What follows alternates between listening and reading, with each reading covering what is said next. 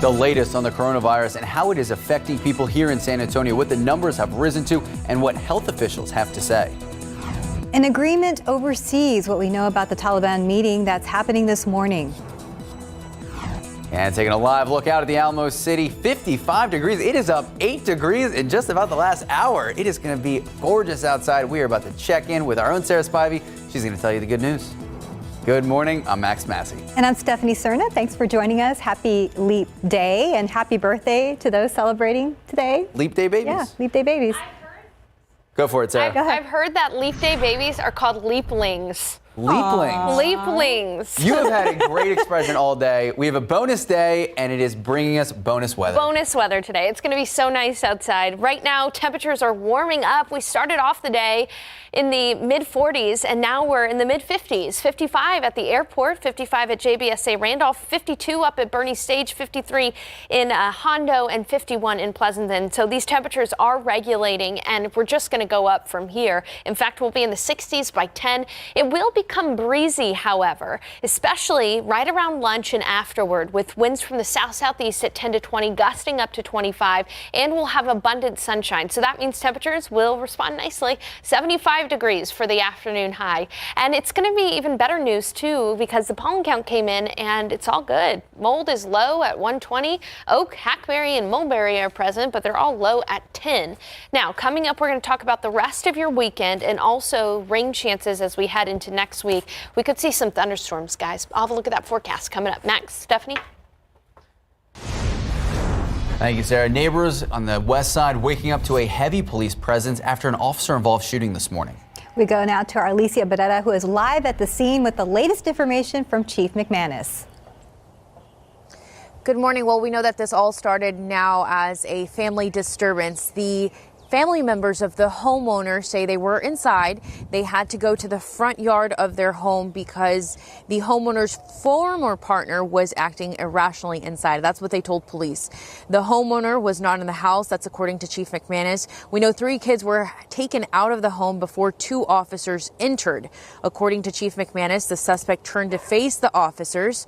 Officers told investigators the suspect had a gun in his hands and then pointed it towards the 2 officers. That's when those 2 officers shot multiple times, killing that suspect. The suspect is described as a 45-year-old male, and this area here is expected to be blocked off for the rest of the morning.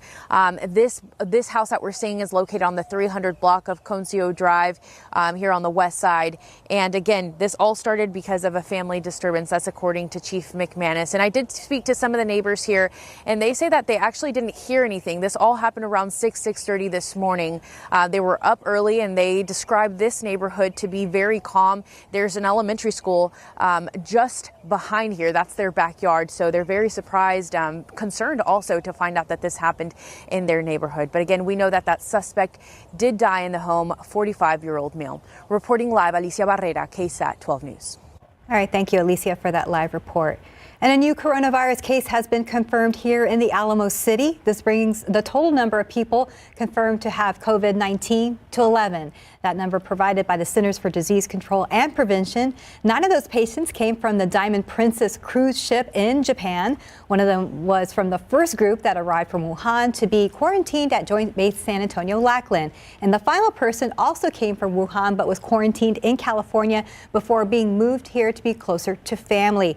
The CDC hoping to provide new test kits to all state and local health departments by the end of next week. And even as coronavirus cases continue to rise, events in Texas that attract international visitors are still set to occur, including South by Southwest. Out South by Southwest, different events focused on technology, education, music, and film.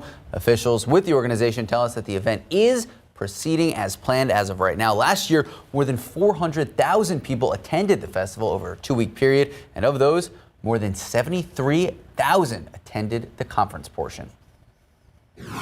That is going to actually create more jobs for contractors, more jobs for engineers and designers, and also for energy auditors. In other words, the person who's going to come in and make sure that those improvements happened. So that's a lot more work that we can see here in San Antonio. This week, I sat down with District 7 Councilwoman Anna Sandoval. We talked about a lot. We talked about everything from climate action plan here in San Antonio to bring you more jobs in our community, even went over the Bandera Road project. Very cool, and you can watch it right here on GMSA tomorrow morning at 8 a.m. And so much going on, obviously, with the growth of San Antonio, one of the fastest growing cities in the country. So we talked about not only the positives of the growth, influx of more people, more business, better for the economy, but some of the dangers and what to look out for and how City Council is working together to try to make sure that we have the right infrastructure in place. And also touching on coronavirus, I understand, We right? did talk about the coronavirus as well. All right, well, stay tuned tomorrow, 8 a.m. All right, well, in your morning headlines, the United States will begin to withdraw thousands of military forces from Afghanistan. All of this after signing a peace agreement with the Taliban. Now, U.S. troops are to drop from 13,000 to 8,600 in the next 4 to 5 months. The withdrawal of all remaining forces planned for the next year, planned for the next 14 months, depending on the Taliban meeting certain counterterrorism conditions. Now, the agreement is aimed at ending America's longest war. And the train station in Paris went up in flames, forcing police to evacuate as smoke billowed from the area. Now, the thick black plumes could be seen for miles as emergency crews arrived on scene to help put that fire out.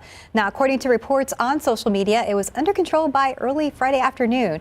Officials have not said what the cause is. The station serves trains traveling to Paris from all over France and neighboring countries. And R&B artist R. Kelly now facing new federal charges in Chicago, adding allegations that he sexually abused another minor victim for 4 years starting in 1997.